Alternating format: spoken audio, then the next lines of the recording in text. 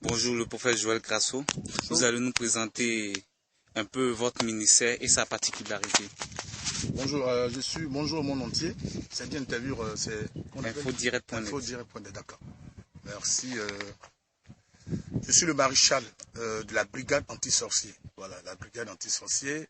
Je suis aussi le guide spirituel de la Confédération africaine de lutte contre la délinquance et les crimes spirituels. Le ministère de la compassion des âmes, c'est un ministère d'évangélisation, de délivrance. Voilà. Notre ministère consiste à la destruction des œuvres de la sorcellerie basée sur les saintes écritures. C'est un ministère qui est basé sur le christianisme. Où 1 Jean 3, le verset 8, le Fils de l'homme est apparu pour détruire les œuvres du diable.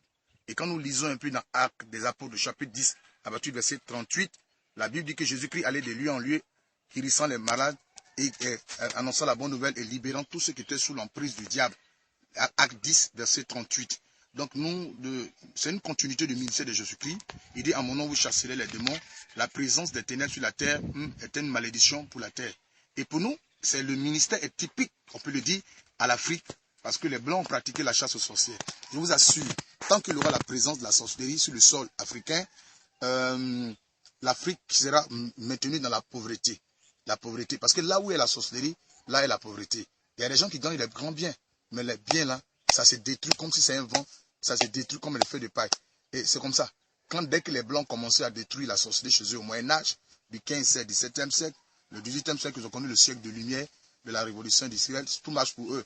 Mais regardez l'Afrique où tout, nos sous-sols, de tout ça est riche. Aujourd'hui, nous sommes dans une pauvreté. On nous parle de pays pauvres, très endettés, à cause de la présence de la sorcellerie. Là où est la sorcellerie, la pauvreté sévit, la famille sévit.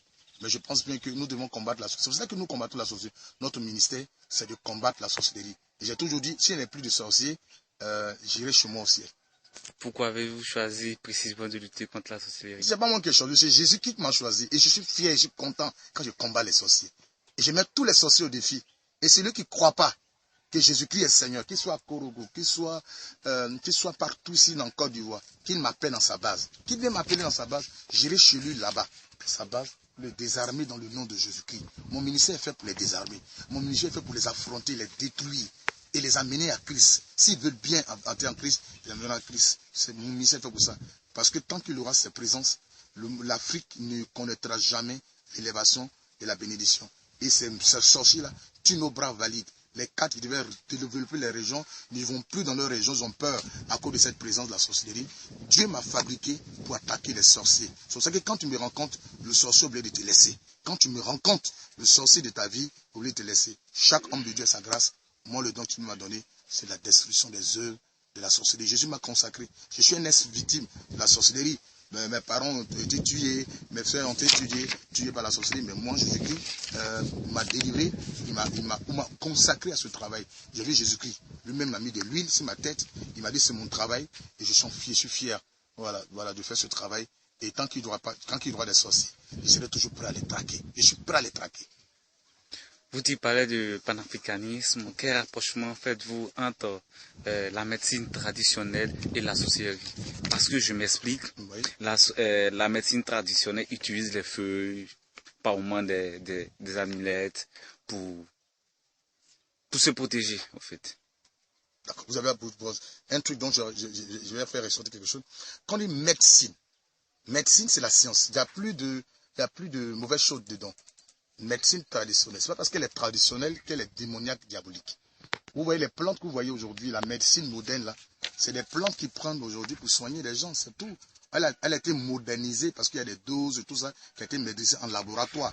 Sur cela, tout ça, c'est les plantes que les gens prennent pour guérir, c'est tout. Mais elle est traditionnelle parce qu'elle est brute, c'est tout. Mais là où est la médecine traditionnelle, bien sûr, quand on prend encore peut-être quelque chose, une amulette, pour dire protéger, je dis non. Parce que celui qui protège, c'est Dieu. Celui qui peut protéger. Les plantes ne peuvent pas nous protéger. Aucune plante ne peut nous protéger. Peut nous soigner, mais ne peut pas nous protéger. La seule protection existe en Dieu. La Bible dit que si l'Éternel garde une maison, ceux qui la gardent veillent en vain. Moi, je suis un panafricain. Voilà. Pour moi, c'est l'Afrique. Il faut que l'Afrique soit délivrée. Il faut que l'Afrique connaisse aussi son siècle qu'on appelle le siècle des Lumières. Voilà. Donc, la différence, la sorcellerie, c'est quoi? C'est lanceur de sorts. Un sorcier, c'est celui qui lance un sort. C'est encore plus dangereux. Vous qui êtes expert en la matière, comment dissociez-vous la magie à la sorcellerie? Oui, mais c'est clair. La magie, en fait, c'est la grande sœur, la petite sœur. La sorcellerie, la magie est la petite sœur de la sorcellerie. C'est tout. La magie, parce qu'ils ont le même père. C'est Satan. Et le pouvoir est satanique. Mais la sorcellerie, la différence, c'est que la sorcellerie détruit. Mais sur les mêmes bases d'origine de pouvoir. Et la magie, on nous fait croire qu'on nous fait sortir les pouvoirs, les pigeons et tout ça. Donc voici la différence. Mais c'est pareil. Parce qu'ils ont le même papa. Voilà, que Satan. Concrètement, la sorcellerie, c'est quoi? Est-ce que vous pouvez essayer de nous expliquer? Mais la sorcellerie, ça nuit, ça détruit. Ça, je t'explique. Quand tu attends la sorcellerie, il faut attaquer ça. Il faut éradiquer. Parce que la sorcellerie détruit. Je dis aux gens, quand vous attendez la sorcellerie, braquez-vous en même temps contre la chose. Parce que c'est comme le sida. Et une fois on attend le sida, on commence à avoir peur. On dit à la sida, on a peur de la saluer. C'est pour ça qu'un sorcier, il est dangereux. Il est dangereux parce que ce qui en lui détruit. Ce qui en lui, ça n'attend pas des sentiments. Une mère qui a la sorcellerie, elle va tuer son fils. Une mère qui a la sorcellerie, elle va tuer son fils car qui lui donne à manger, qui construit sa maison. Elle va le détruire. Donc la sorcellerie est très dangereuse. Sort de mot, lanceur de sort. On a le pouvoir de connaître le devenir. Et quand ils ont la sorcellerie, tout ce qui est bon dans la famille est détruit. Donc, pour moi, un sorcier dans une famille est un danger. Dans un village est un danger. Dans une nation est un danger. Dans un continent est un danger. Il faut éradiquer. Nous sommes en une phase de sensibilisation. Par moi, ça rentre dans l'oreille des sous. Mais nous continuons. Nous continuons nos combats. Nos combats pour dire que le problème de l'Afrique, c'est la sorcellerie. Et sensibiliser les gens dans vos églises partout. Notre seul problème, c'est la sorcellerie. Donc la sorcellerie, elle est dangereuse. Elle est dangereuse. Elle est dangereuse. Elle est la base de tous les fléaux. Et c'est le mal de l'Afrique. Combattons tous cette sorcellerie. À quel moment peut-on dire qu'une personne est victime de la sorcellerie ou cette personne pratique la sorcellerie? Oui, d'abord, je vais partir d'abord de la pratique avant de la victime. Pratique dans le sens où on a un esprit en soi. Les sorciers savent, ils ont quelque chose en eux qui détruit. Voilà. Vous allez voir que quand vous allez parler de quelque chose qui est bon à un sorcier, il ne va jamais se réjouir. Quand il entend une bonne nouvelle, une mauvaise nouvelle, il se réjouit. Voilà. Donc ce qui en lui est dangereux. Ce qui en lui détruit. C'est pour ça qu'on les appelle les anti-développements. Quand ils sont dans une zone, il n'y a pas de développement dedans. Il n'y a pas de développement. Mais eux, ils ont la capacité de voir, de se métamorphoser, de sortir de leur corps. C'est ça la projection astrale. Sortir de leur corps et d'aller manger âme. On les appelle les mangeurs d'âme. Oui, on mange d'âme. Parce que l'homme est constitué de l'esprit, l'âme et le corps. Et il mange la partie vitale, cette force énergétique de l'homme qu'on appelle l'âme. Parce que Lévitique 17, verset 11 dit, l'âme se trouve dans le sang. Donc, cette partie-là que les sorciers mangent, arrivent à manger. Et si le sorcier t'a mangé, tu as peut-être une année sur la terre, puis tu meurs après. C'est pour dire, le sorcier, quand il est quelque part, il détruit. Ce qui en lui est mauvais. Maintenant, on est victime parce que on le sent, on le ressent. Comment? La frustration. Tu es là, tu réfléchis, tu dis, mais où va ma vie? Tu as les personnes qui te tournent en rond. Oui, tu es dans une prison spirituelle. De toute façon, il y a la prison physique, il y a aussi une prison spirituelle. Il y a des gens qu'on prend carrément, on les met dans des bouteilles. Il y a des gens qu'on prend carrément, on les met dans les tombes, spirituellement parlant. Parce qu'il y a deux mondes qui caractérisent notre monde. Il y a le monde qu'on appelle le monde invisible, le monde spirituel, et il y a le monde visible. Notre monde visible, là, dépend d'un autre monde qu'on appelle le monde spirituel. C'est tout. Donc quand tu es victime, tu le sens. Tu as des qualités, tu n'arrives pas à avancer. Tu es toujours frustré. Tu vas entreprendre quelque chose, tu as peur. C'est que si tu entreprends, ça ne va pas marcher. Tu es victime de la sorcellerie. Ne cherche pas. Cherche à voir le ministère. Nous allons apporter quelque chose à ta vie. Nous sommes là pour ça. Notre spécialité, c'est la destruction des œuvres de la sorcellerie. Nous avons aidé beaucoup de personnes à s'en sortir aujourd'hui. À vrai dire, vous travaillez pour le compte de Dieu. Mais bien sûr. Comment vous tenez à financer vos activités? Parce que ça nécessite. Mais vous-même, l'or et de l'argent appartient à qui? À vous, je demande. Peut-être vous ne savez pas. L'or et de l'argent appartient à qui? À Dieu. Ah, mais oui, mais je le sais. Il faut que j'aie l'argent. Il me donne l'argent. C'est tout. L'or et l'argent appartient à Dieu. Il va me donner l'argent pour le servir. Bien sûr qu'il étudie les gens. Mais dans ce domaine-là, les gens sont très ingrats. Ouh là là, c'est le boulot où j'ai vu beaucoup d'ingratitude. Les gens sont très ingrats. Les gens que tu as aidés aujourd'hui vont se lever contre toi. La situation que je l'ai vue à Zaroko. Les gens qu'on a aidés aujourd'hui, à cause de nous, ma présence à Zaroko, les gens ne font plus de funérailles. C'est vrai que c'est des vieilles personnes qui meurent. Aujourd'hui, au lieu de funérailles, c'est des veillées de prières. Beaucoup de jeunes sont donnés à Jésus. Vous allez voir les notes. Mais on m'en parle, les moyens ont changé. Ça va chez eux. J'ai organisé des compétitions de football. J'ai ramené les gens au village aujourd'hui. Les gens s'en foutent de tout ça. C'est un milieu où ces gens sont très ingrats. C'est un milieu, on a aidé des gens qui sont ingrats, qui sont méchants. Et nous comptons sur la grâce de Dieu. Heureusement, on a aussi Elisabeth Dopé, celle-là aussi, qui pense à nous soutenir, qui nous soutient. On a aussi Louise, à qui je dois beaucoup de respect. Louise, que Dieu te bénisse. Vraiment te bénisse et te bénisse. Je ne t'oublierai jamais. J'ai pris beaucoup pour toi, Louise. Que la grâce de Dieu repose sur toi.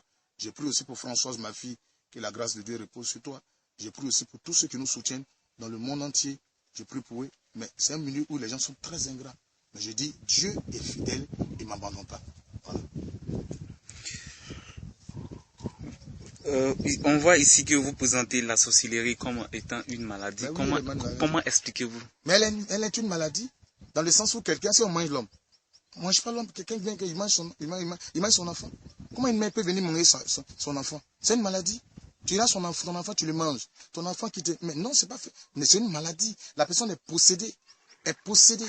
Ton enfant qui construisait maintenant pour toi, ta fille qui vient te faire, tu le manges. Tu es possédé. Tu es un démon. Tu es un démon en toi, tu es possédé. C'est une maladie. Elles sont possédées. Ces personnes sont possédées d'un démon. C'est en cela que je présente ça comme maladie. Et je suis prêt à aider celui. J'ai aidé déjà 4122 sorciers depuis 2006 jusqu'à maintenant. 4122 sorciers délivrés de malades qui sont aujourd'hui utiles à leur famille, utiles à leur maison, utiles à la nation ivoirienne. Bon, pour ceux de la diaspora, comment il doit s'y prendre pour avoir le prophète Joël Crasso, pour prier pour des séances de prière? Parce que c'est pas facile. Oui, c'est vrai, je comprends que c'est pas du tout facile pour m'avoir. Surtout pas parce que je suis pris. Voilà. Non seulement ça, il faut aider les gens, mais il faut dire que la sorcellerie, c'est vrai que à distance, j'ai aidé des gens. J'ai prié pour j'avais des situations bizarres, compliquées. Le Seigneur a décanté.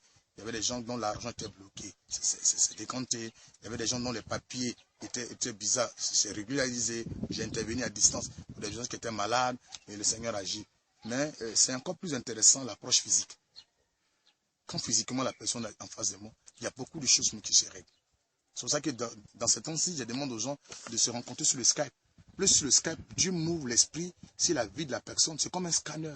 Quand je rencontre la personne sur le Skype, surtout pour mon Skype, c'est Joël.Crasso1. Joël.Crasso1. Quand je regarde la personne sur le scan, directement sa vie. C'est comme un scanner. Tout ce qui est négatif derrière lui, tout ce qu'on fait, tout est bleu. Paf, l'élément, je reçois l'élément et je le présente à Dieu. Et quand je donne un autre rendez-vous, j'apporte quelque chose dans la vie de cette personne. Mais c'est pour dire en même temps qu'il y a un centre de prière depuis un certain temps en Côte d'Ivoire, précisément dans le département de Divo et dans la sous-préfecture de Iré et précisément dans le village qu'on appelle Zaroko. Zaroko, c'est à 5 km en bas Iré. Voilà, c'est là où se trouve le centre de prière Peniel, un centre de miracles et de restauration, de délivrance. Là-bas, les sorciers sont délivrés. Ceux qui sont malades reçoivent leur guérison. Il y a des miracles extraordinaires. Voilà, je vous donne en même temps le contact. Voilà, le contact de ce centre, 07 92 96 11. 07 92 96 11. Voilà, donc plus 225, 07 92 96 11. 99. Ouais, donc vous appelez aussi au 06, vous pouvez aussi appeler au 06, vous appelez aussi au 06 03 31 11. Voilà. 06 03 31 11. Comme ça, nous pouvons vous orienter. Mais en même temps, pour dire les gens de la diaspora, ceux qui veulent venir en vacances, vous venez, avant de venir en vacances, vous nous contactez au 06 03 31 11 pour que nous puissions déjà prier pour vous avant d'avoir accès à votre maison. Parce qu'il faut qu'il y ait des choses qui doivent se faire sur vous. Vous n'êtes pas parti en Europe pour jouer, non. Mais c'est parce que les gens brouillent vos situations. Nous allons vous consacrer, vous bénir, pour que vous puissiez partir sur des millions.